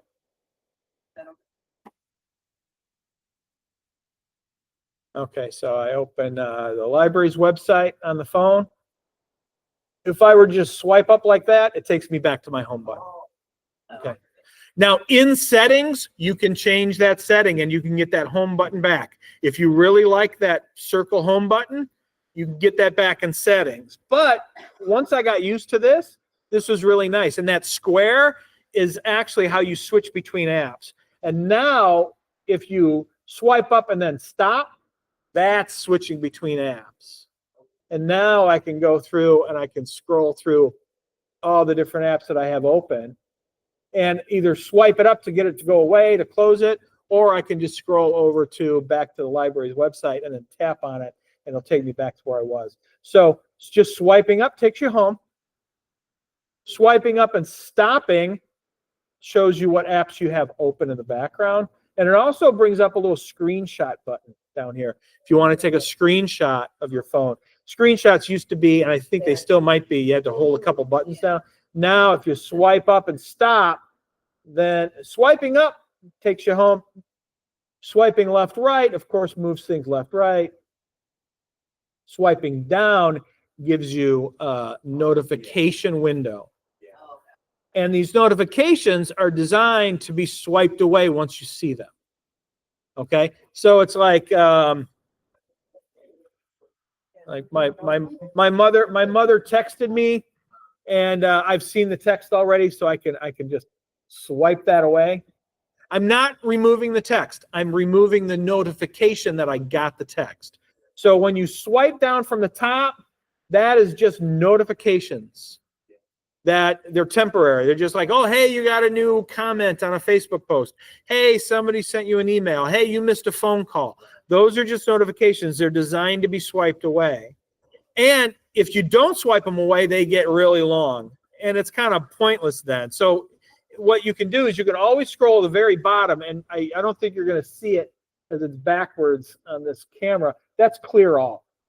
So if you scroll all the way to the bottom of your notifications, you can clear out all the notifications there. It's a little different on the iPhone, but you still have a swipe down notification window.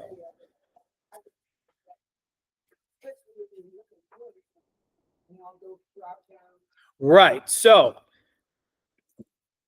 if you don't want those, here, I'm going to show you what that I can. Let me present my screen again.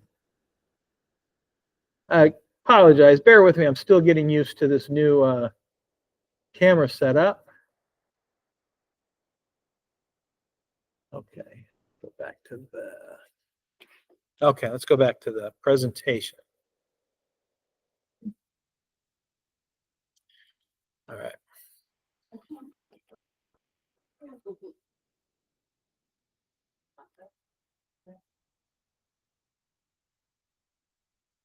I have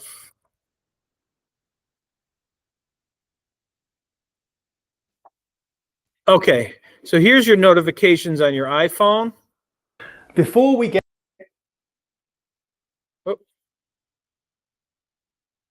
That's not at all what I wanted to do. Let me try it again. into the weeds, a quick refresher course. You can access your notifications by swiping up from the middle of the lock screen or by swiping down from the top of your home screen. They can appear either in the notification center or as a banner at the top of your display and as a red dot in the corner of an app, which is referred to as a notification badge. All this can be configured by opening the Settings app and clicking on Notifications. Here you have your general notification settings as well as individual app settings, which can...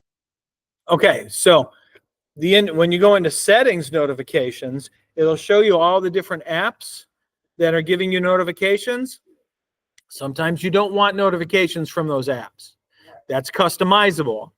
So what happens is I'll install a new weather app. And then that weather app starts giving me notifications. And it's like, well, I've got 3 weather apps on my phone. I was just looking for a better map. I don't need notifications from 3 weather apps telling me it's sunny and the temperature outside. I only need 1. So on an Apple, you go into your settings, you find the app, and you say, I don't want notifications from this app anymore. On an Android phone, it's very similar. Okay, you may be getting notifications in that swipe down menu that you don't really care about. And that notifications, when you swipe down to get notifications, it is really useful if it's not too cluttered, if you're not getting a bunch of notifications for things that you don't care about, and if you keep it cleaned up, if you swipe down on a regular basis to see what's going on and get rid of the stuff and clear it out when you're done. If you do those 2 things, that swipe down notification window can be a very handy thing, because that's how I use my phone primarily. I pick it up, I swipe down, I see if there's anything important going on, emails, text messages, maybe something on Facebook or Twitter or whatever, and I swipe them away so I know they're there, so you don't miss something. Okay. But to make it useful, clean up the notifications from the apps that you don't want. Well, on an iPhone, you go into settings, notifications, and this is what he's telling you. This is your list of, here, I'll show you. We'll just watch it. Can also be accessed from the Settings app and clicking on Notifications. Here you have your I'll show general you- I'll show notification you settings Android in a as minute. well as individual app settings. I use the video because I don't have an iPhone up here. Right, I have an Android. Right. And I have a video for the Android next. I'll show you how to do that. Which can also And if you ever forget, I found these on YouTube. This is why I told you before the break. YouTube is very handy. If you can't remember how to remove, just go to YouTube and go, how do I get rid of my notifications? And you'll find a YouTube video of somebody doing just this, walking you through it. I mean, I'm here for you. If you ever need help, you can call me, come into the help desk, but be YouTube is on accessed your from the phone. Notification Center by swiping left, choosing Options, followed by View Settings. Okay, so on an iPhone, you could go into settings, or you could swipe left and go to options right from the notification itself. On an Android, tap and hold on the notification, and below it will drop down the notification options. Yeah, I think I have that on the next slide, actually.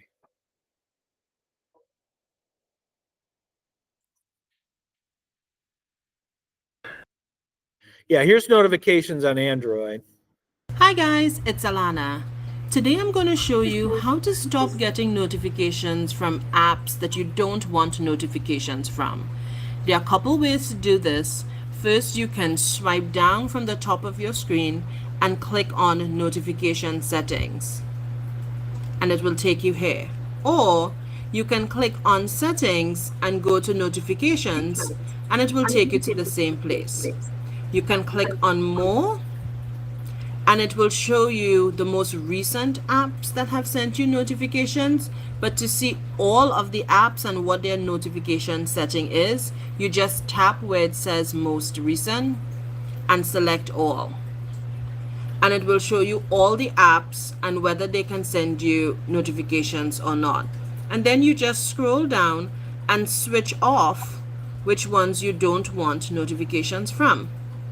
So I recently downloaded Evermerge to test it out, and they keep sending me a bunch of notifications. I'm gonna switch that off. And that's it. You just go through, switch off what you don't want, and clean up your notifications. Send me a comment or You can also, on the Android, you can tap and hold on a notification, and it'll open up those settings. When I did it, it said a default, and then it had another icon of a setting, which I went and tapped that, and then it showed you. There's a little gear, top right, to get to the notification settings. So it says go to app settings or notifications.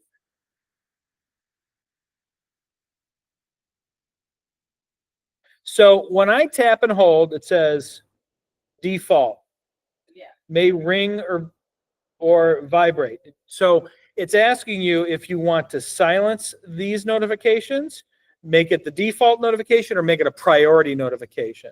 If you hit silent, it'll still appear, but you can hit dismiss. No, that's not it. So you're gonna have to go to settings. You're gonna have to go to that gear. you have to go to Android system settings. No. When you tap and hold on a notification, Okay. you'll see a gear in the notification. To the right here.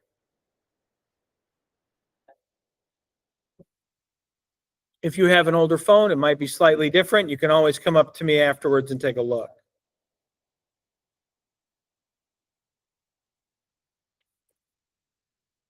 I didn't.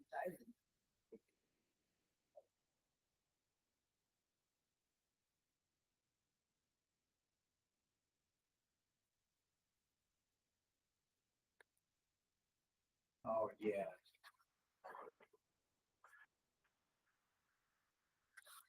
Also, when you tap with your finger any place on the phone that to type, a little keyboard's going to pop up from the bottom. Okay. The keyboard came with the phone, but you can go to the App Store and get other keyboards if you want. And people sometimes do that. If you really don't like the keyboard that came with your phone, you can install a different one, and they're easy to switch between the two. I also have some people who come in who their primary language is not English.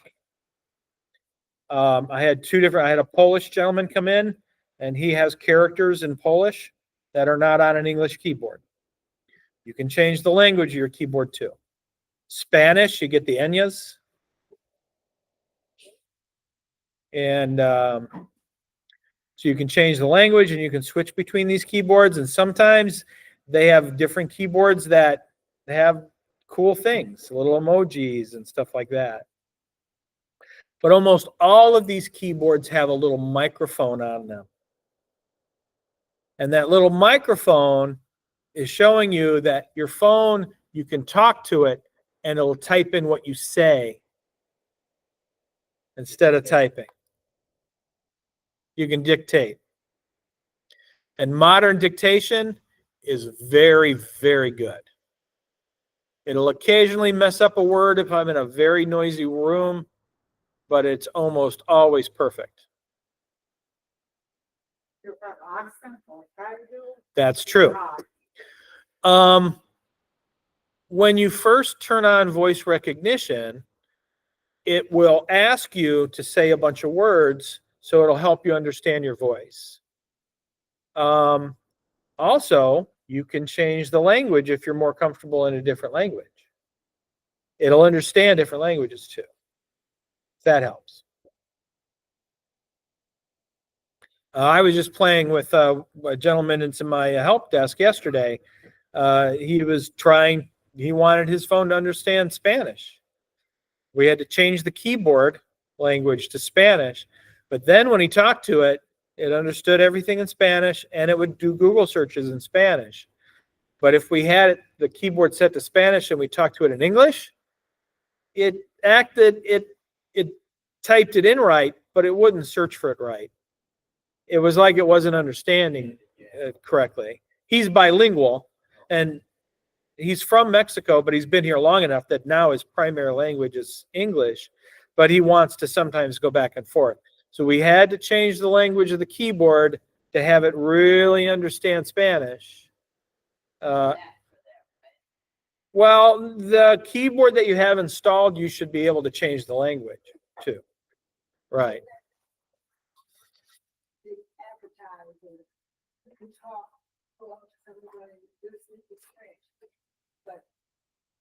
Correct. Correct. That's an app that's on the phone called Google Translate. And I'm using the same AI that Google Translate uses to generate the Spanish captions underneath this. It does a good job. In the early days, Translate was word for word. Now it's contextual. So it'll understand a sentence. We do have an AI class coming up in a few weeks, and then we talk a little bit about that because in the early days, it didn't understand what you were saying. It did its best to understand the word and translate word for word. Nowadays, we've taught machines how to speak, and not pretend how to speak, really speak. So it's kind of crazy. Yes.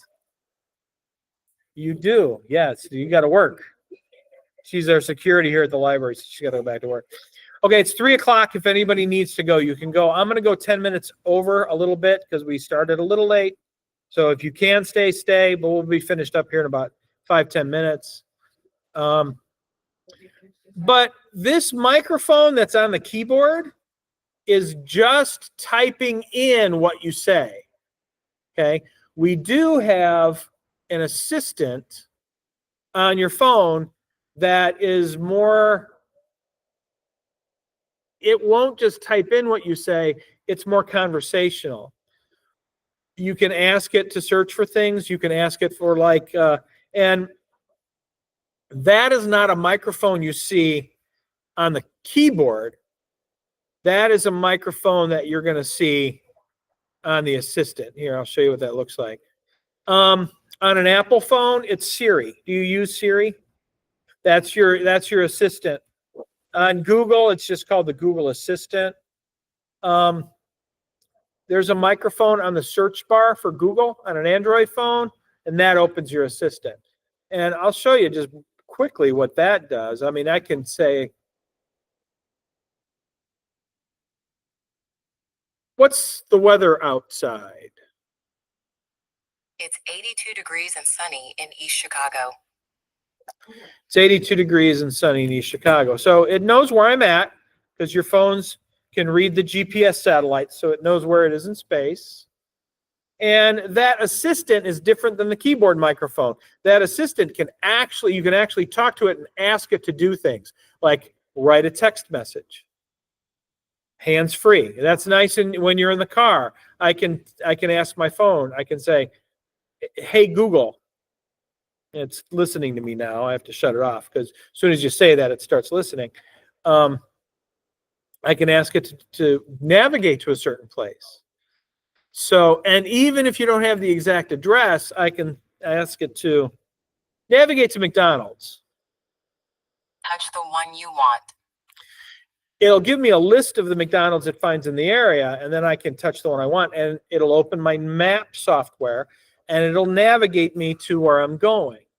You can put in exact addresses, but that will also do a Google search, the assistant.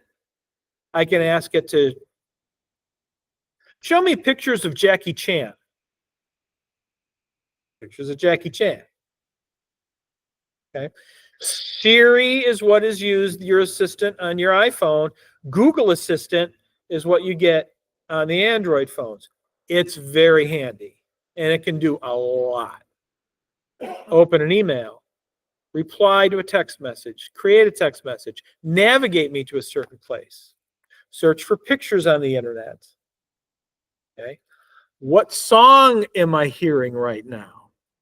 Which is very interesting. You ever be in a restaurant and hear a song and go, oh, what is the name of that song? You can ask Google to tell me what the name of that song is. It'll listen to it, and it'll tell you the name of the song. Shazam is an app that'll do the same thing. And I think Google Music or YouTube Music will also, you can say, what am I listening to? And it'll listen. There's a big online database of songs, and it can match it pretty quick. It's actually pretty cool. So I'm old school, but I was with someone and we were looking at the lawn. They pointed with the thumb, click something, and it popped up what kind of grass it was. Yes. So is that can you tell me how that was done?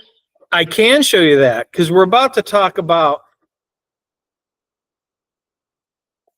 QR codes.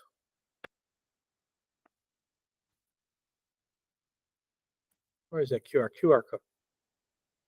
You ever walk into a restaurant and say, oh, our menus, point your phone camera to this to look at our menu?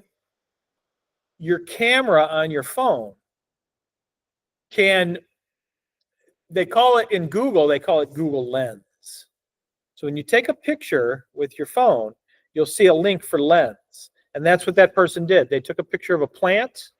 I had a painting hanging on my wall that I didn't know who did the painting. I took a picture of the painting with my phone camera. I tapped on Google Lens, and what Google does is it searches the internet for the picture that you took. And it came back with a result and told me who painted the picture, where it came from, and I thought it was an old oil painting. It was a cheap, commercially made painting that was really popular in the late 70s that was sold at all the Zayre stores, apparently.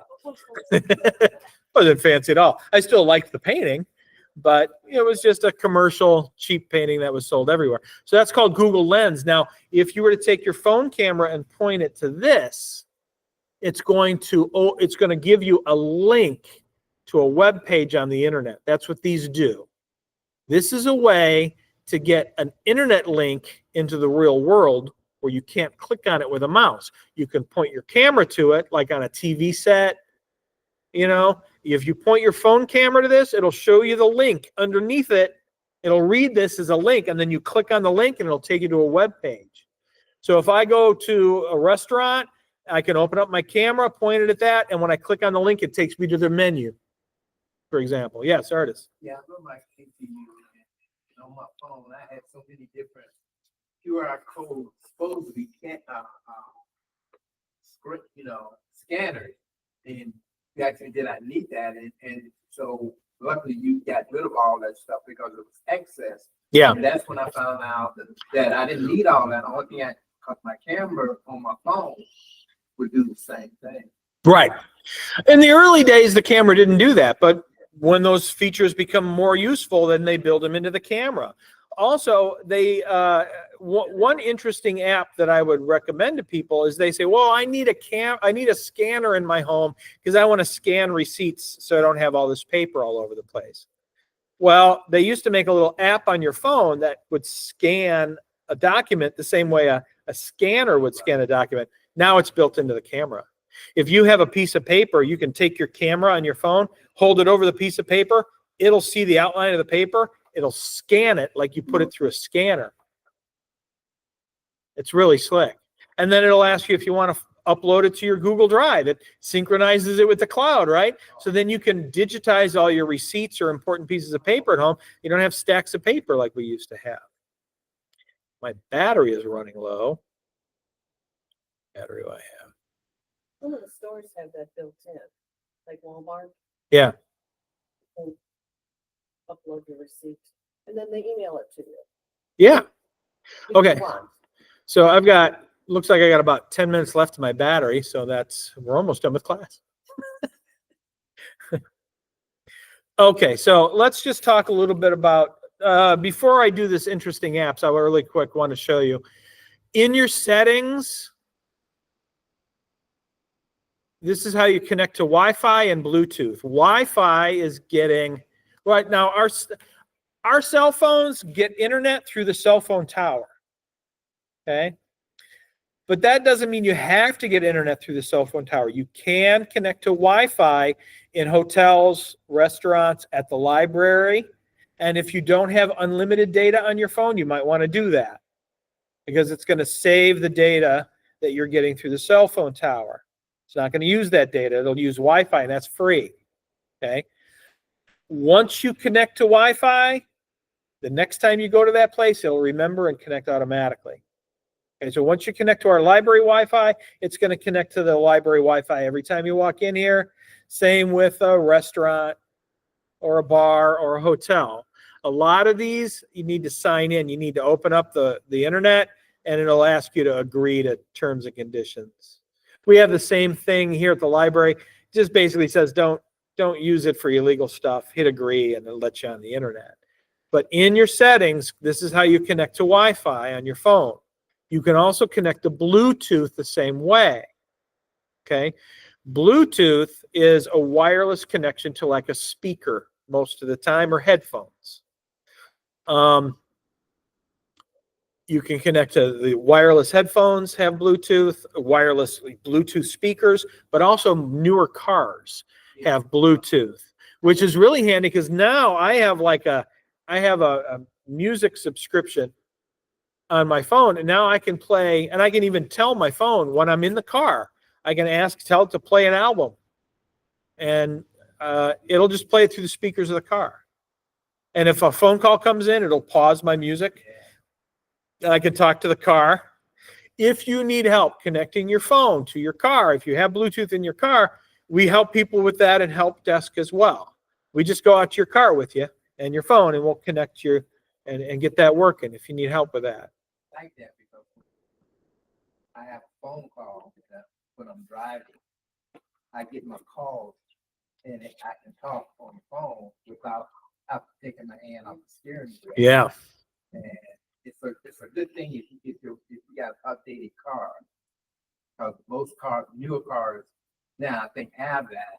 And you don't have, it's not where you have to take your hands off I Yeah. can pick up the phone and do stuff or try to reach for that phone. Yeah, we used to have to put our like stick it to the Yeah. to the dashboard or something, but nowadays the modern cars, your phone will go right to the screen, which is pretty handy.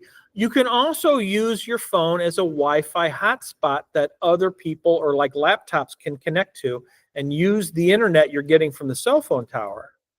If you go into your settings, you'll probably see a hotspot. Turn that on, and then you can, if you have a laptop, you can connect to your phone to get the internet through the phone on your laptop. You have a smart TV, right? What would happen is sometimes our internet would go down. We had Comcast. Our internet would go out. We'd be watching a TV show, and the internet goes out on the TV, and it's like, that's okay. I turned on the hotspot of the phone. I told the TV to connect to the phone instead, and then we could continue watching our program. But only do that if you have unlimited data on your phone plan. Because if you don't, that video will put you over that limit real quick, and it might charge you more. So you don't want to, and that